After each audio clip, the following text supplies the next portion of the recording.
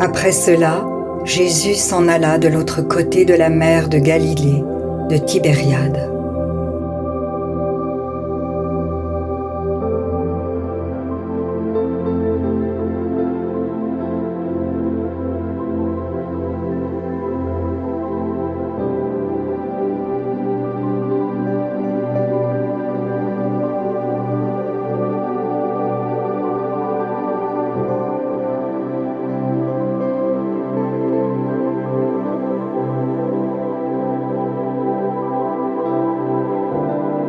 Une grande foule le suivait, parce qu'elle voyait les miracles qu'il opérait sur les malades.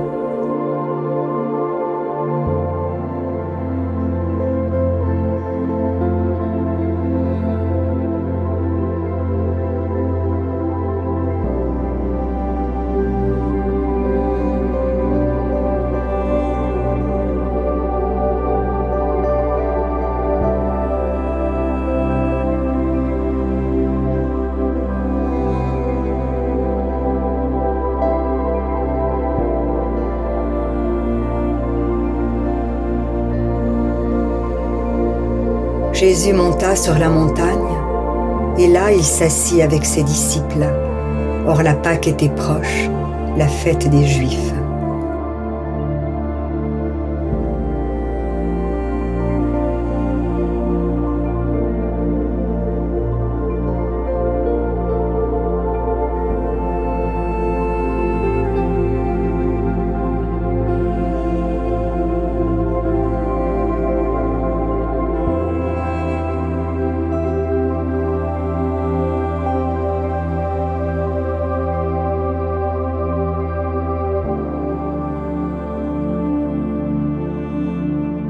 Ayant levé les yeux et voyant qu'une grande foule venait à lui, Jésus dit à Philippe : « Où achèterons-nous des pains pour que ces gens aient à manger ?» Il disait cela pour l'éprouver, car il savait ce qu'il allait faire.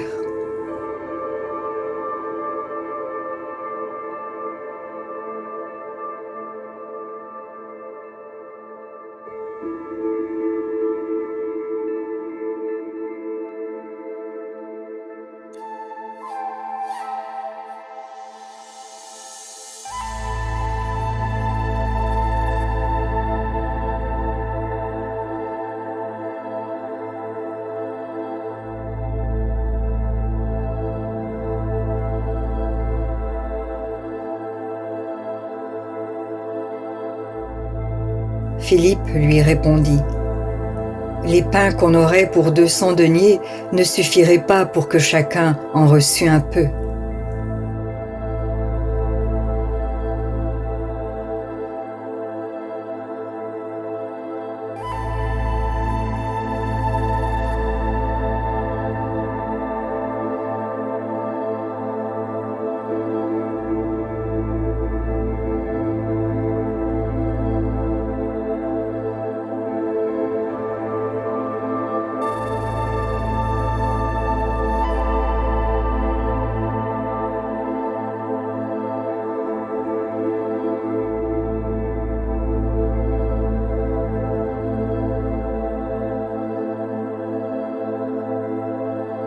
Un de ses disciples, André, frère de Simon-Pierre, lui dit : « Il y a ici un jeune garçon qui a 5 pains d'orge et 2 poissons. Mais qu'est-ce que cela pour tant de gens ? »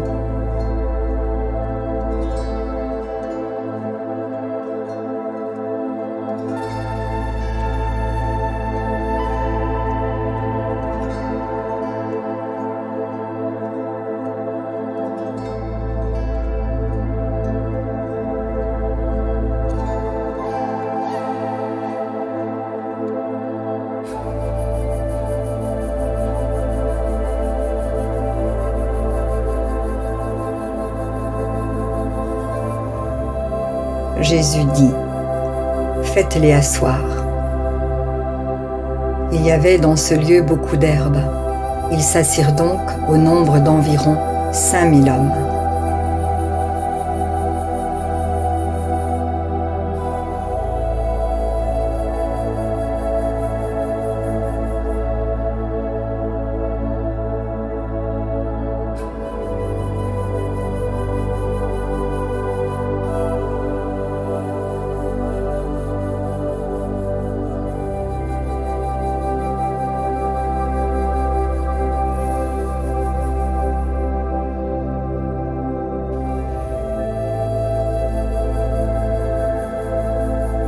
Jésus prit les pains, rendit grâce, et les distribua à ceux qui étaient assis.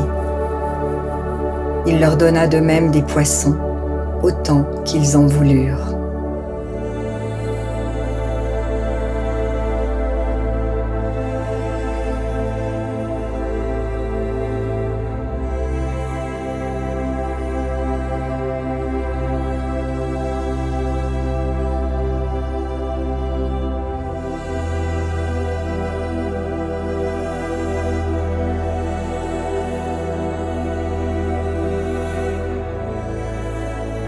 Lorsqu'ils furent rassasiés, il dit à ses disciples : « Ramassez les morceaux qui restent, afin que rien ne se perde. »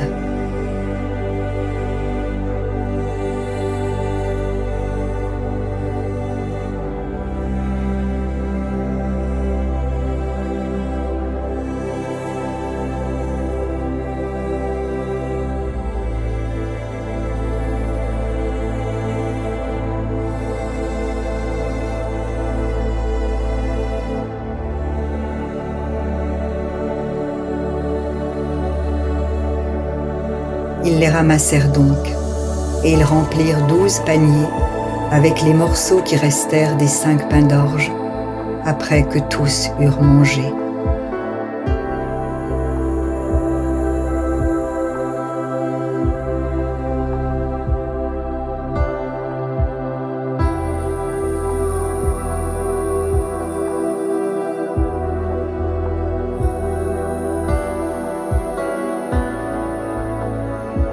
Ces gens, ayant vu le miracle que Jésus avait fait, disaient : « Celui-ci est vraiment le prophète qui doit venir dans le monde. »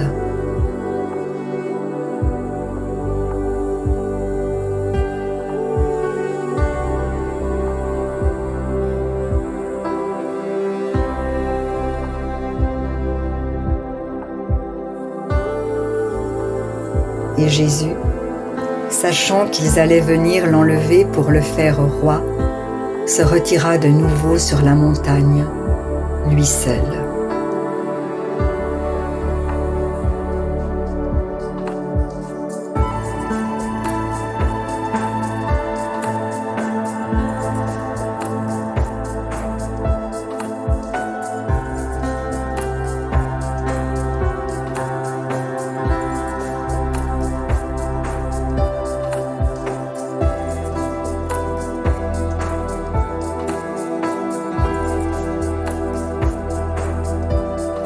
Quand le soir fut venu, ses disciples descendirent au bord de la mer.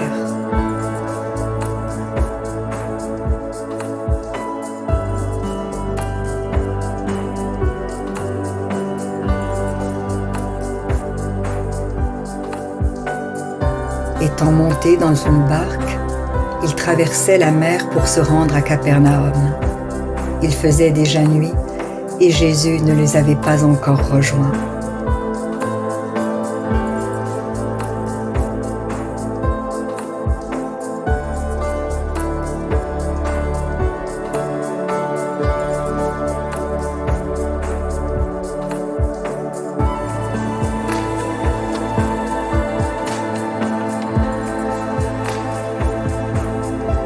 Il soufflait un grand vent et la mer était agitée.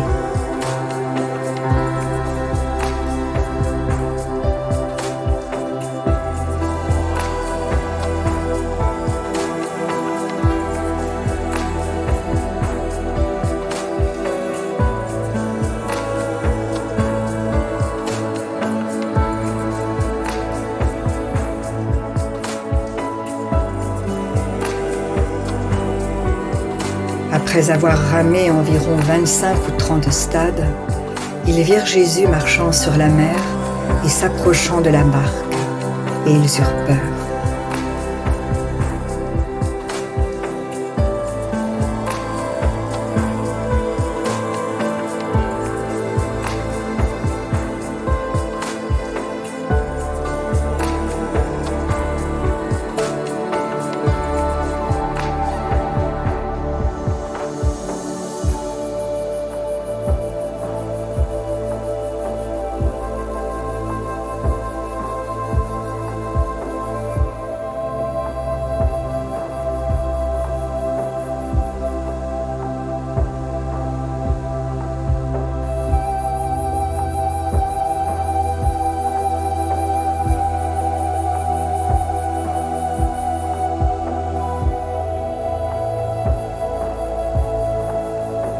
Mais Jésus leur dit, « C'est moi, n'ayez pas peur. »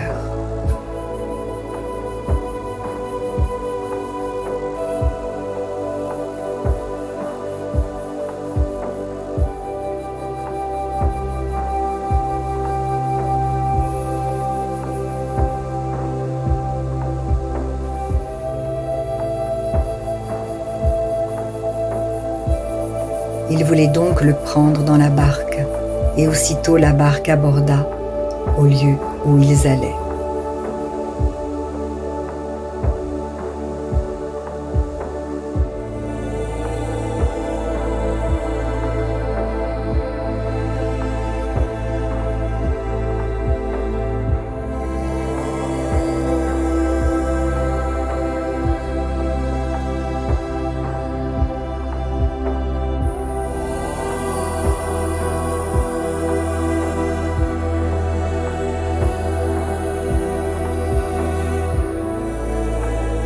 La foule, qui était restée de l'autre côté de la mer, avait remarqué qu'il ne se trouvait là qu'une seule barque, et que Jésus n'était pas monté dans cette barque avec ses disciples, mais qu'ils étaient partis seuls.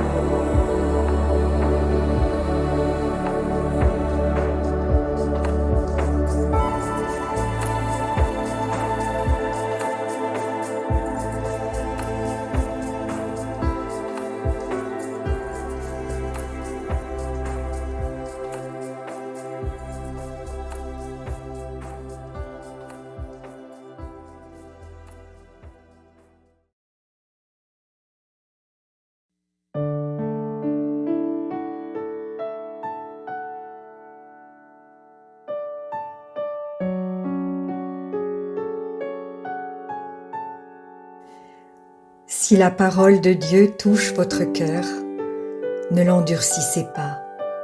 C'est Jésus qui se manifeste. Il vous dit, « Voici, je me tiens à la porte et je frappe. Si quelqu'un entend ma voix et ouvre la porte, j'entrerai chez lui. Je souperai avec lui et lui avec moi. » Alors, si vous n'avez pas encore fait de Jésus votre Sauveur et votre Seigneur personnel, vous pouvez maintenant le faire. Déclarez à haute voix et d'un cœur sincère, « Père, je te remercie parce que tu as envoyé Jésus-Christ mourir sur la croix pour mes péchés, et tu l'as ressuscité des morts.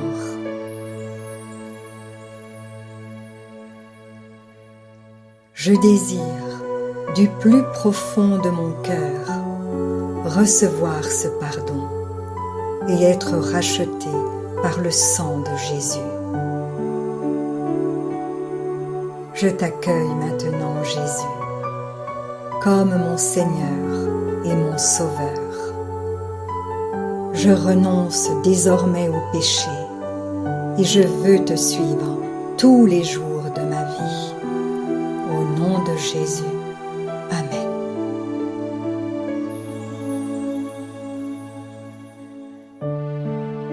Continuez de vous fortifier et de vous purifier par la parole de Dieu. La foi vient, mais elle ne vient que d'une seule source, de ce qu'on entend de la parole de Christ. Demandez à l'Esprit Saint de vous guider et de vous éclairer dans sa connaissance. Vous verrez que peu à peu, il vous révélera ce que ne peuvent comprendre ceux qui ne vont pas dans la parole.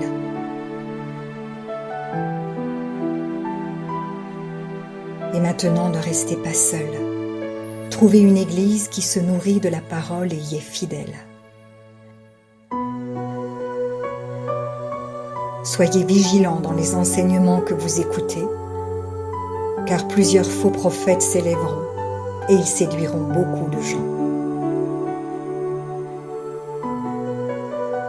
Et en toutes choses, faites une confiance absolue au Seigneur.